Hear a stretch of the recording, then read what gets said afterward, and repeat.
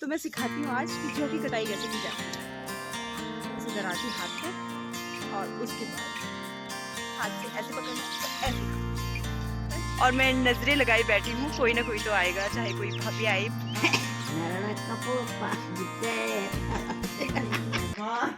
Hi hello नमस्ते, मेरा नाम है वंदना तिवारी और स्वागत है आप सभी लोगों का एक बार फिर से मेरे यूट्यूब चैनल वंदना तिवारी ब्लॉग में। आशा करती हूँ आप सब लोग अच्छे होंगे और मैं भी एकदम बढ़िया हूँ। तो आज की वीडियो की स्टार्टिंग कर रही हूँ मैं सुबह के 10 बजे से और हम लोग आ रखे हैं अपने खेत में और इस जगह का नाम है कुरला। जौ की फसल पक चुकी है तो हम कर रहे हैं इसकी कटाई और हम लोग काट रहे हैं जौ। ये रही हमारी जौ की फसल और हमने यहाँ पे 3 खेतों में जौ बो रखे हैं। जौ की जो फसल है वो हल्की फुल्की सी पीली हो रखी है, यानी पक के तैयार हो रखी है। बाकी थोड़ी बहुत ही हरी हरी है जो कि पकी नहीं है, लेकिन हम मिक्स में ही काट देंगे, इनको सारी काट देंगे अभी। साथ में मेरे साथ आ रखी है मेरी 2 भाभियाँ। जो पहले वाली है वो है मेरे बुआ के बेटे की बहू और दूसरी मेरी गाँव की भाभी है। तो दोनों मेरे साथ करने आई थी आज हेल्प। तो हम लोग पहले करते हैं जौ की कटाई।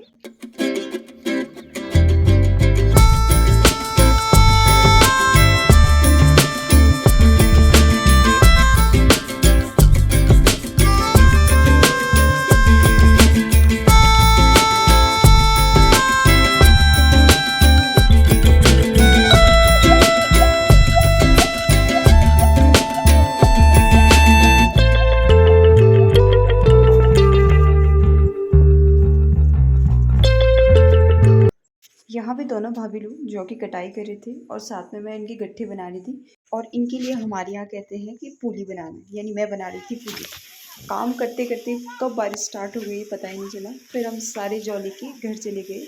हम लोगों ने जौ थोड़ा ज़्यादा काट दी थी, इसलिए हमें थोड़ा एक्स्ट्रा लाना पड़ा। और भाई जैसे हम खेत से नीचे आए तो यहाँ बारिश स्टार्ट हो गई।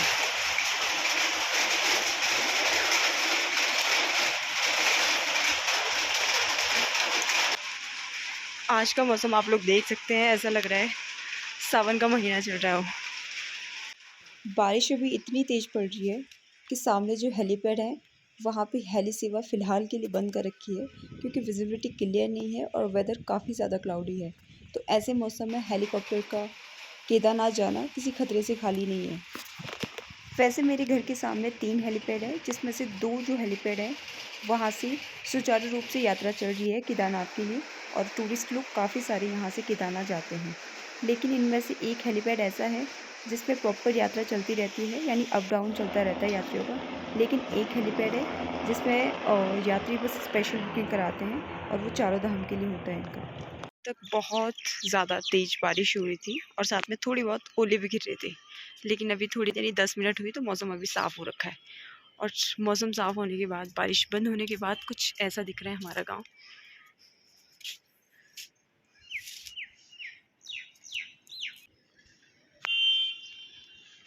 अभी टाइम हो रहा है शाम के 5 और मैं आ रखी हूँ अपने घर के बगल पे एक सगुड़ा है, तो वहाँ पे मैं जौ की कटाई करने के लिए आई थी, क्योंकि यहाँ पे थोड़े से जौ थे और वो पूरी तरह से पक चुके थे। सारी पक्षियाँ पंछी वगैरह आके उनके दाने निकाल रही थी, तो मम्मी ने कहा यहाँ के सारे जौ निकाल दी। तो मैं आपको एक बार अपना खेत दिखा लेती हूँ।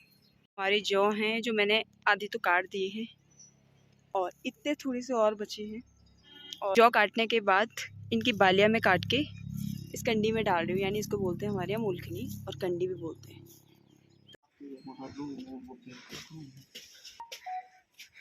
तो गाइस ये है मेरा भाई और ये मेरे साथ हेल्प करेगा अब खाना बनाने में। और हम टाइम हो रहा था अभी शाम के 7 और हमारी तैयारी हो रही थी खाना बनाने की। ये बैठी है मेरी मम्मी सामने पे। बाहर हो रहा था बहुत भयंकर वाला ठंडा और साथ में बारिश भी पड़ रही थी और हमने जला रखी थी अपने लकड़ी वाले किचन में आग। साथ में मैं बना रही थी रोटी। और ये फुलके देख के मुझे हमेशा अपने दादाजी की याद आती है, क्योंकि मेरे दादाजी को गरम गरम रोटी खाना और ऐसे फुली हुई रोटी खाना बहुत ज़्यादा अच्छा लगता था। तो मैं जब भी ऐसी रोटी बनाती हूँ तो मैं अपने दादाजी को बहुत याद करती हूँ। माते रात का खाना तैयार करने के बाद मेरी मम्मी दे रही थी सबको खाना और मेरा फ़ोन था मेरे भाई के पास और इसकी हमेशा उल्टी उल्टी हरकतें रहती है जैसे कर रहा है।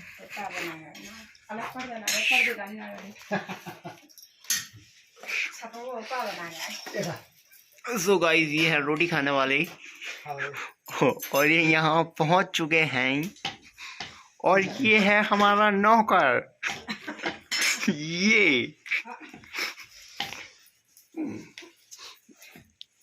अब ऊपर से भी थी। हेलो गाइस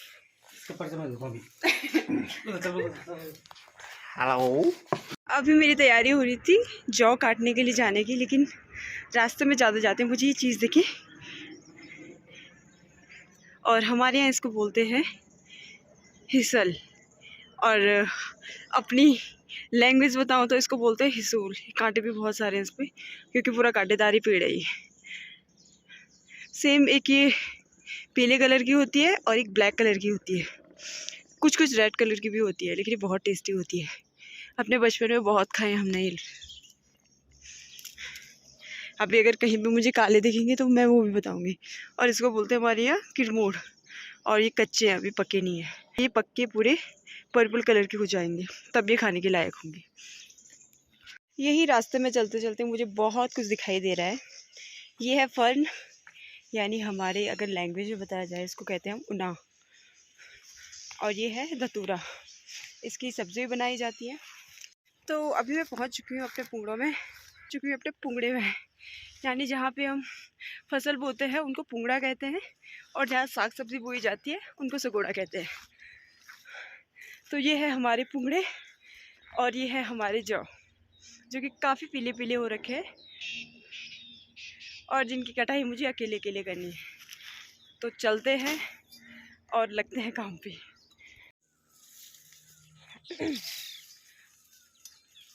गांव में काफ़ी सारी लड़कियां ऐसी होती हैं जिनको गांव का काम करना नहीं आता है। उसका रीज़न ये है कि वो गांव में रहते नहीं हैं और या तो उन लोगों ने बचपन से ऐसा काम किया नहीं होता है।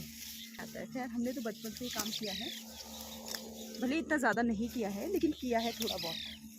तो मैं सिखाती हूँ आज कि जौ की कटाई कैसे की जाती है। सबसे पहले पकड़ी ऐसे दराती हाथ में और उसके बाद हाथ से ऐसे पकड़ना है और ऐसे काटना है, बस जौ कट गई।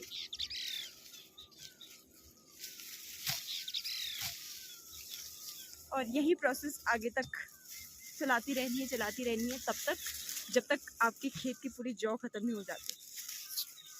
ऐसे आपकी जौ के खेत भी ख़त्म हो जाएंगे और आपका काम भी पूरा हो जाएगी। साथ में आपका काम भी हो जाएगा और आप सीख भी जाएंगे कि जौ की कटाई कैसे की जाती है।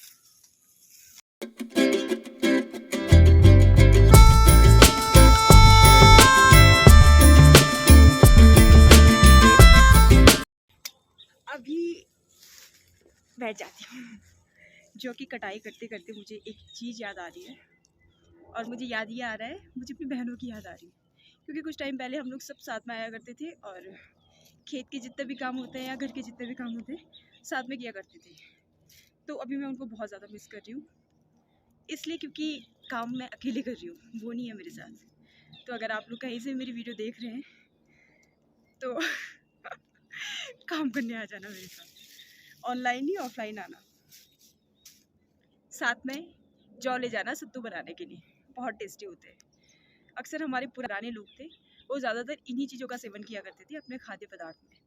और आज के जो लोग हैं वो खा रहे हैं चाउमीन, मोमोज, स्प्रिंग रोल, जो कि आपके शरीर को पूरी तरह से बर्बाद कर रहे हैं। भले मैं भी खाती हूँ लेकिन इतना ज़्यादा नहीं खाती हूँ। और सच बताओ तो मुझे यही चीज़ें ज़्यादा अच्छी लगती हैं गाँव की। लेकिन पिछली बार हम सत्तू ले गए थे खाने के लिए, लेकिन उसके ऊपर इतना ज़्यादा भूसा था। तो अभी थोड़ी बहुत जौ की कटाई करने के बाद मैं कर रही हूँ थोड़ा बहुत रेस्ट, यानी मैं बैठी हूँ अपने खेत के नीचे पे।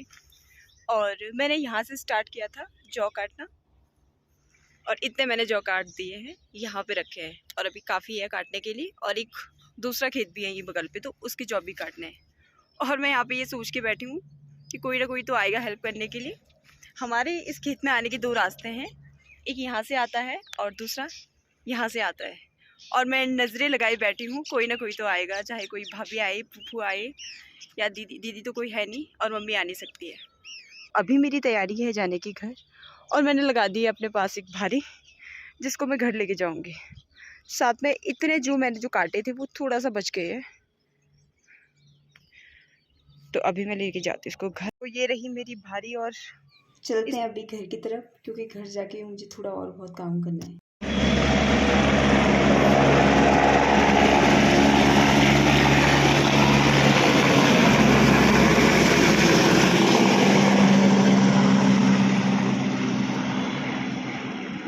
फूफू जिनका गांव है फाटा और खड़िया में, और ये आ रखे हैं मेरे साथ मदद करने के लिए, जौ की कटाई करने के लिए।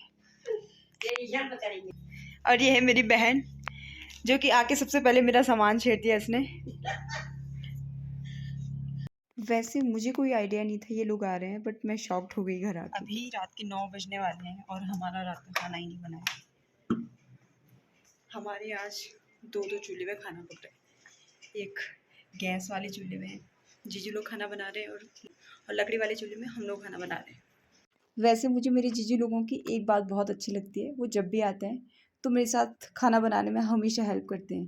तो यहाँ पे ये सब्ज़ी बना रहे थे और ऊपर वाले जो लकड़ी वाला किचन है वहाँ पे हम लोग रोटी और बाकी सामान, वहाँ पे चूल्हे में बना रहे हैं हम लोग खाना, और नीचे में जीजू लोग गैस किचन में खाना बना रहे हैं। यहाँ पे खाना बना रहे हैं मेरी मम्मी लोग, और ये है मेरी फूफू, और ये है मेरी दीदी जो कि मेरे साथ जौ काटने आ रखे हैं, लेकिन मैंने पूरी जौ काट दी है।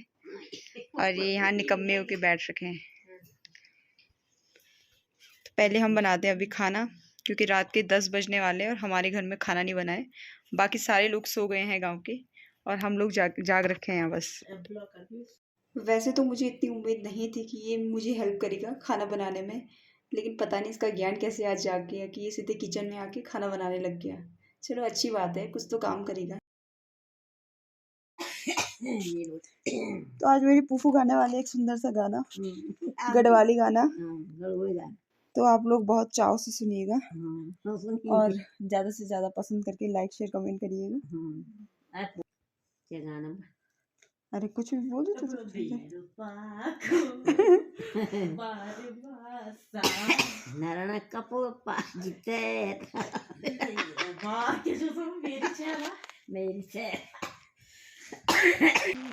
सुपारी मैं पिलोनी बीड़ी मेरी चेला अग्ने अग्ने बोल ताथी चलो सो